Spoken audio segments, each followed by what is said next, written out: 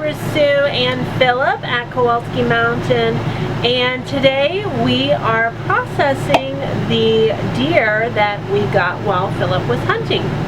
It's bow season in Kentucky, and Philip was able to get a doe while we were there, and so now we begin the process of butchering the deer.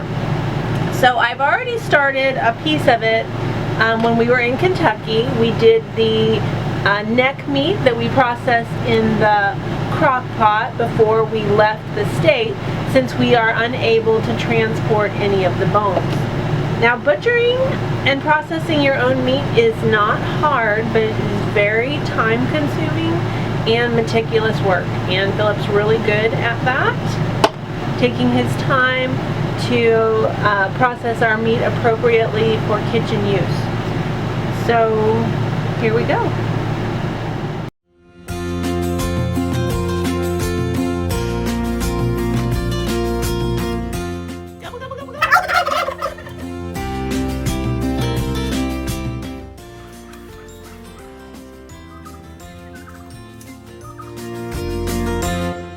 So this first piece that Philip is working up, this is the back strap, and this is one of the prized cuts of venison. So there's an entire process that has to happen with the meat after the animal is harvested, where the chemical reaction that goes through, which is part of the resting time. Now that time has passed. We've had it on ice since Monday, and today is Sunday.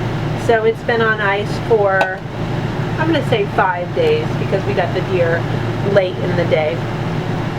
And that's where some of the whiteness that you saw on it when he started, he's been cutting off that. He's cutting off all the sinew and any pieces that he doesn't find desirable. Some people choose to hang their deer. I don't have that luxury, even though hanging deer, you can separate your muscle groups a lot easier if you did that. And then the hang time or the cooler time, it just really depends on what animal, your preference and time, what your schedule is. You can't let this thing sit on ice for 3 days and it do its process. I think you'll be happy. If you go longer than a week, then you really push the chance of meat going bad, and you got to keep it filled with ice. So that's a daily check. It needs to stay somewhere around 42, or lower than 42, I should say.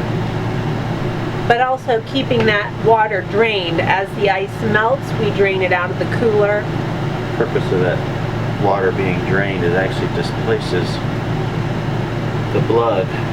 So if you ever notice when you are cooking the burgers, see a lot of water in it? That water is actually from the ice. So your cuts, just off your personal preference, how you like them, and what you're going to use them for. I cut some of my venison to venison bites. We do stroganoff. You can grind. I basically try to pile up all my grind until I'm absolutely finished. And then I grind all that up into burger. You can make sausage. But when you have your back strap, you can either do cuts thin, you can do them wide, all on how you're going to cook them. And with us getting multiple deer in a year, usually you have a wide option of how you want to cut it, how you're going to pack it. Things to think about when you're cut. How you cook it. If I cut one side, cut the piece, and one side's thinner than the other, obviously one side of that venison is going to be cooked a lot faster.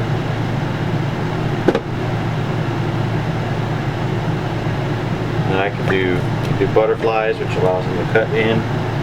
Just cut a nice little line right down the middle.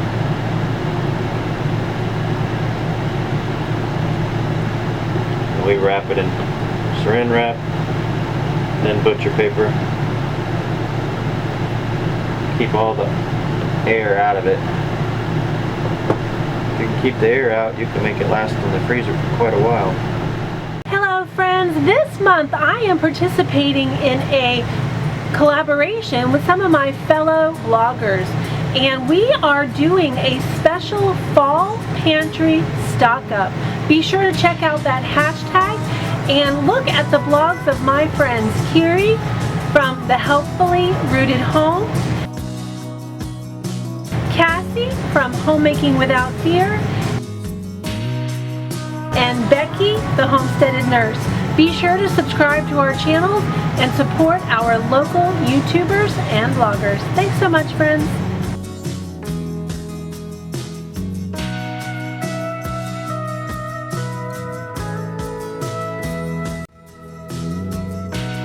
This cut is from the rear of the deer, and from this we are going to eventually be able to have a roast and then also several steaks. Now anything that doesn't meet those two cuts will become either part of what we call venison bites, which is just cuts of basically stew meat that we use in a variety of means, not just for stew. And then anything that won't be used in that manner will become part of the ground. As you can tell from these accelerated clips, it takes a lot of time and attention to detail to take this cut from a raw piece of meat and transform it into a roast that we would serve on our table. Philip is very careful to remove all the gristle, silver skin, and fat that would make it an undesirable cut that we would serve.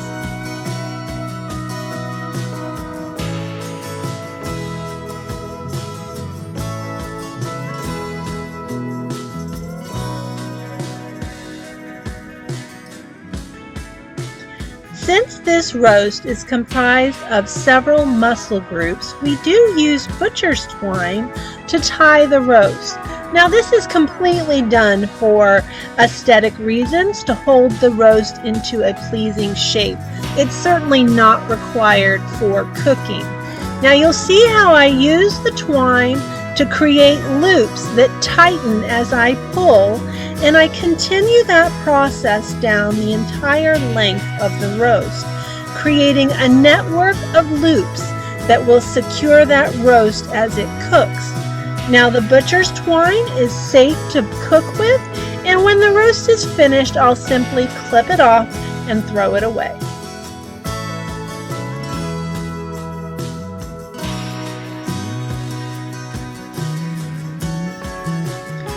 This shot is a really good comparison between the start and end of the processing. The meat that Philip is processing on the left is also a rear cut of meat, and I am tying the roast, which is part of the finished product. We will also cut steaks from that rear, as well as use anything left in the venison bites and the ground. When you're cutting this, feel the texture of this meat right here. Squeeze it, touch it, feel it. Now grab this. Feel how grainy that is? That's going to be more tough. So this is why that needs to be in a steak that you might want to cook with a sauce or gravy or whatever. When you cook this the same as you do a backstrap, the backstrap's going to come out 10 times more soft, it's more tender. This is going to cook real fast, and it's going to seem real tough like leather. So when you're cutting these up, you're going to have extra pieces like this is really soft. That's going to be like a mouth-watering bite when you cut it. Then I'm going to have, see how thin this is here? This is going to be mostly grind, but there's a piece up here that could be used for bites.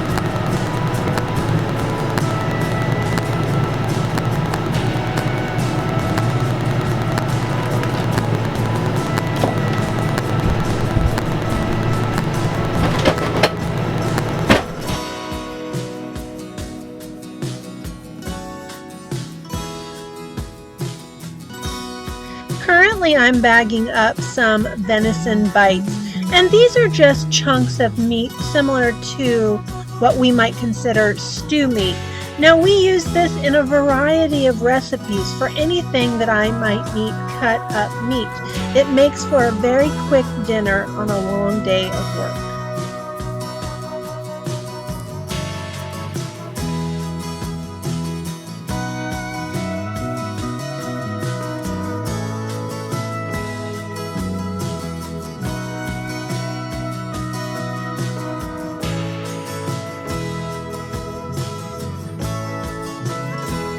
cuts that are too thin to be used as bites or in steaks will become part of the ground, and we just cut that up into pieces that go through the grinder easily.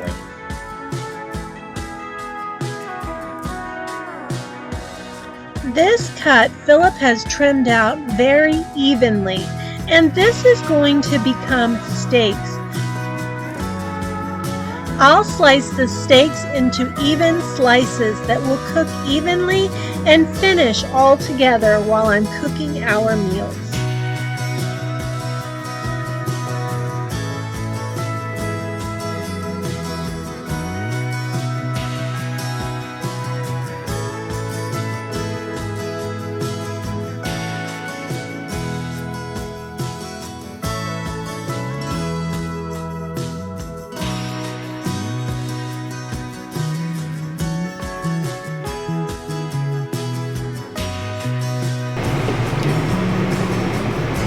Try that little white, the rest of it just strip it. As you can see, it takes a lot of time to process a deer from start to finish and create a product that we can be proud of. But the benefit is that we have fresh venison that we have harvested ourselves and can be proud to serve to whoever sits at our table.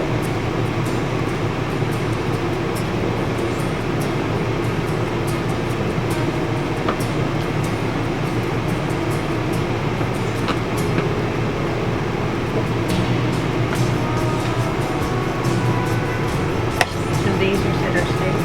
It will be. Gotta get that stuff off of it.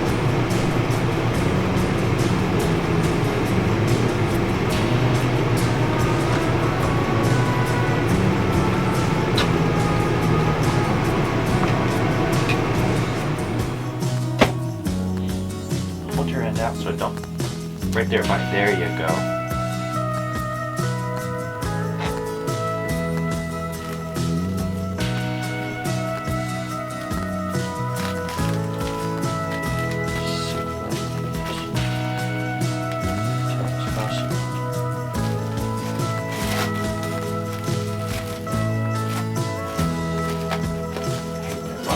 Does not seal.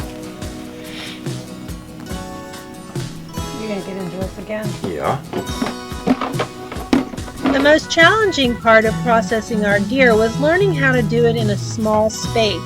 This is our first year living in the RV, and it required that we do all of our processing and wrapping at the same table. So we would cut for a while, and then we'd wrap, and then we'd switch tasks again. We're both determined to make this work, and so we made the best of it.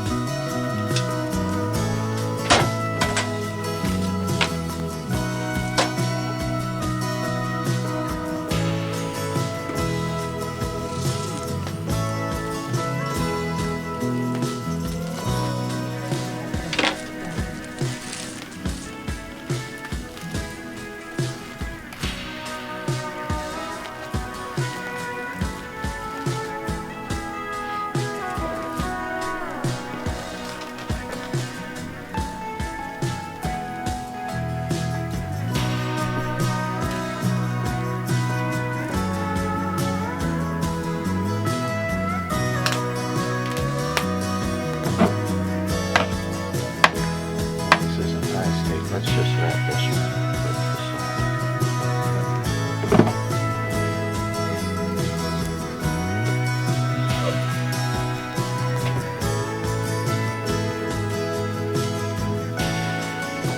We wrap each cut of meat in Saran wrap to create an airproof barrier to protect the meat while in the freezer.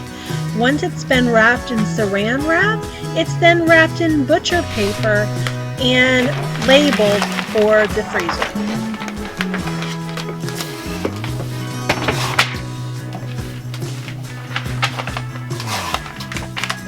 Since we're empty nesters, we package our meat in small packages that fit our family.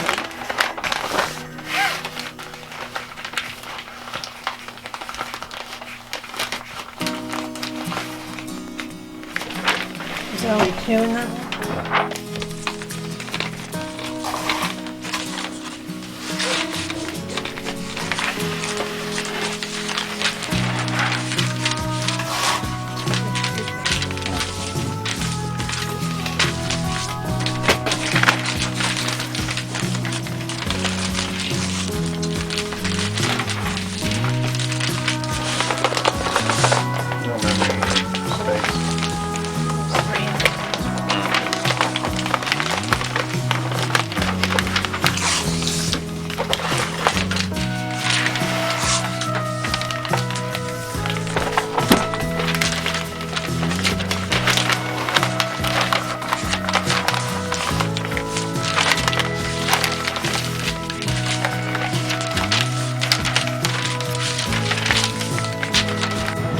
15.44 pounds. We mix our ground with 20% fat. So we need 3 pounds. 3 pounds. 3 pounds. Do you want to? Kind of ask in the calculator, is that what you're doing? Yeah, do you want to put the cover on here to weigh that?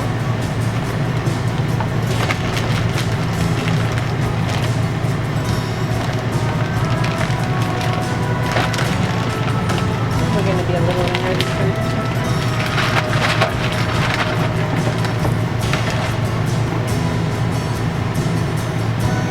Oh, that's good.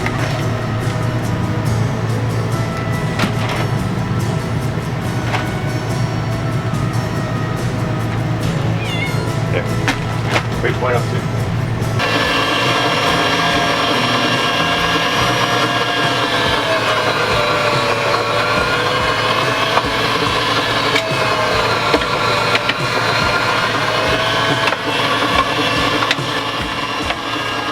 We try to mix the fat into the ground as evenly as we can.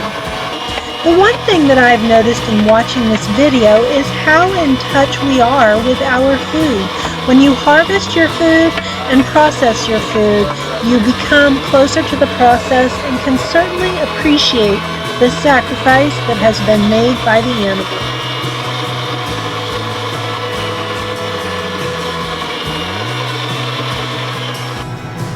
Okay friends, it's time for me to wrap up the ground meat and get it ready to freeze.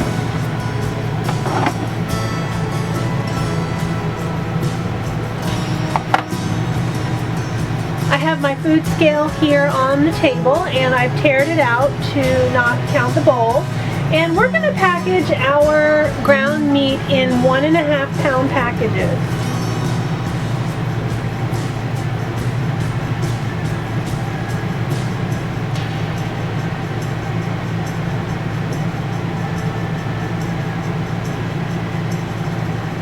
So I'm going to get that as close as I can, and then I kind of just make little sections in my pan of the meat measured out. That way I can handle as much of the meat as be messy at once and then just start bagging up.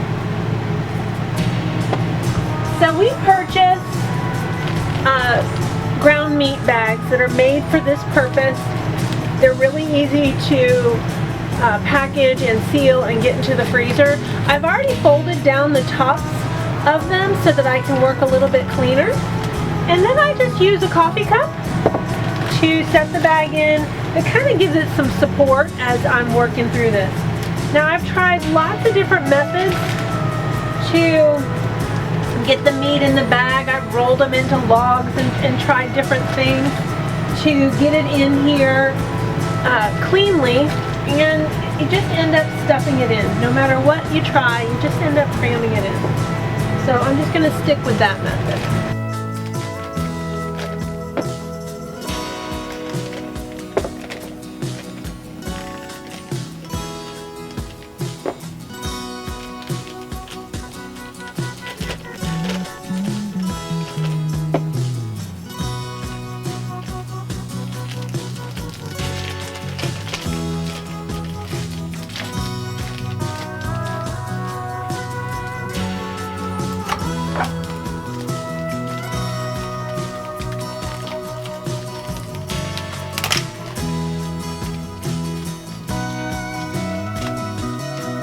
I'm going to label all the bags by what's in it. These are 1.5 pounds and the date. So we use the oldest meat first. Hunting season is an important part of how we stock our pantry here at Kowalski Mountain.